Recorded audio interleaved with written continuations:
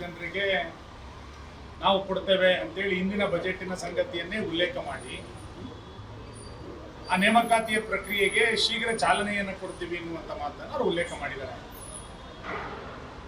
ಈ ರೀತಿ ಹೊಸ ನೇಮಕಾತಿಯನ್ನು ಮಾಡಬೇಕಾದ್ರೆ ಎಷ್ಟು ಹಣ ಬರಬೇಕಾಗುತ್ತೆ?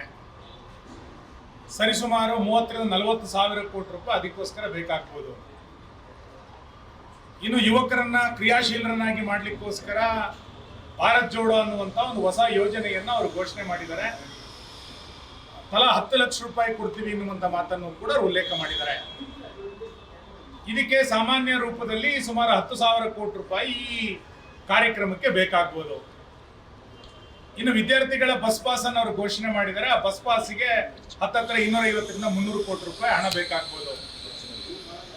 ಬೆಂಗಳೂರು ನಗರದ ಜನ ರಸ್ತೆ ಸರಿ ಇಲ್ಲ ಅಂತೇಳಿ ಏನು ಶೋಷಣೆಗೊಳಗಾಗಿದ್ರು ಅದನ್ನ ಸರಿ ಮಾಡ್ತೀನಿ ಎನ್ನುವ ಕಾರಣಕ್ಕೋಸ್ಕರ 2,000 ಕೋಟಿ ರೂಪಾಯಿಯನ್ನ ಘೋಷಣೆ ಮಾಡಿದ್ದಾರೆ.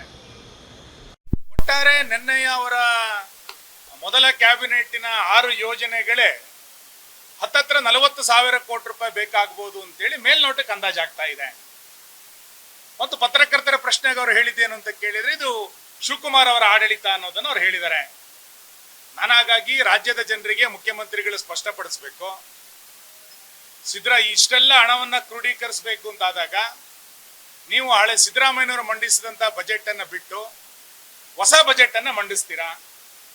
ಈ 40,000 ಕೋಟಿ ರೂಪಾಯಿಯನ್ನ ಈ 6 ಯೋಜನೆಗಳಿಗೆ ಹೇಗೆ ಕ್ರೋಢೀಕರಿಸ್ತೀರಿ ಅನ್ನೋದನ್ನ ಹೊಸ ಬಜೆಟ್ ನಲ್ಲಿ ತಿಳಿಸುವಂತ ಪ್ರಯತ್ನವನ್ನು ನೀವು ಏನಾರು ಮಾಡ್ತಿದ್ದೀರಾ?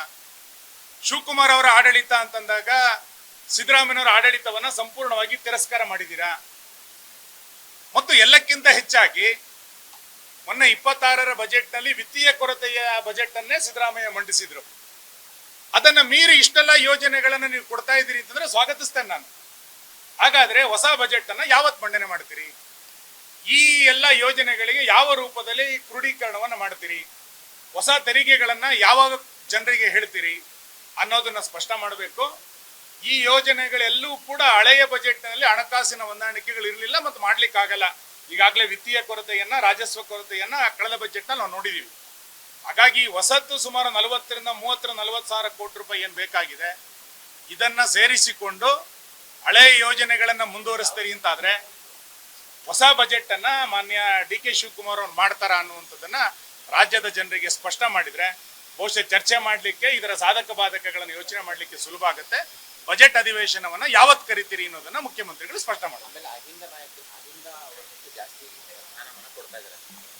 ನಾನು ಇದ್ರ ಬಗ್ಗೆ ನೋಡಿ, ನಾವು ಹಿಂದುತ್ವದ ಆಧಾರದಲ್ಲಿ ಚಟುವಟಿಕೆಯನ್ನು ಮಾಡ್ತಾ ಇರೋರು. ಕಾಂಗ್ರೆಸ್ ಜಾತಿಯ ಆಧಾರದಲ್ಲೇ ರಾಜಕಾರಣವನ್ನು ಮಾಡ್ತಾ ಇದ್ರೆ ಮಾಡ್ಲಿ, ನಮ್ದೇನು ಅದಕ್ಕೆ ಅಭ್ಯಂತರ ಇಲ್ಲ. ಅವ್ರು ಯಾವ ಜಾತಿಗೆ ಎಷ್ಟೆಷ್ಟು ಕೊಡ್ತೀರಿ ಅನ್ನೋದನ್ನ ಅವ್ರು ಪಾರ್ಟಿಗೆ ಬಿಟ್ಟಿದ್ದು. ಅವ್ರ ಮಂತ್ರಿಮಂಡಲದಲ್ಲಿ ಅಷ್ಟಿರ್ಬೇಕಿತ್ತು ಇಷ್ಟಿರ್ಬೇಕಿತ್ತು ಅನ್ನೋದನ್ನ ಬಿಜೆಪಿ ಹೇಳಲಿಕ್ಕೆ ತಯಾರಿಲ್ಲ. ಅವ್ರು ಏನಾರೇ ಮಾಡ್ಕೊಳ್ಳಿ. ಹೊಸ ಮುಖಗಳು ಕೊಡಬೇಕು ಅಂತೇಳಿ ಜನ ನಿರೀಕ್ಷೆ ಮಾಡ್ತಾ ಇದ್ರು, ಹೊಸ ಮುಖಗಳು ಇಲ್ಲ ಅನ್ನೋದು ಸ್ಪಷ್ಟ ಆಗಿದೆ. ಅವರ ಆಡಳಿತ ಹೆಂಗಿದೆ ಅನ್ನೋದ್ರೆ 3 ತಿಂಗಳು ಕಾದು ನೋಡೋಣ. ಆದ್ರೆ ಈ ಯೋಜನೆಗಳು ಏನಿದೆ ಇದಕ್ಕೆ ಹೊಸ ಬಜೆಟ್ ಮಾಡಬೇಕು ಅನ್ನುವಂಥದ್ದನ್ನ ಅವ್ರು ಸ್ಪಷ್ಟ ಮಾಡ್ಬೇಕಷ್ಟೇ.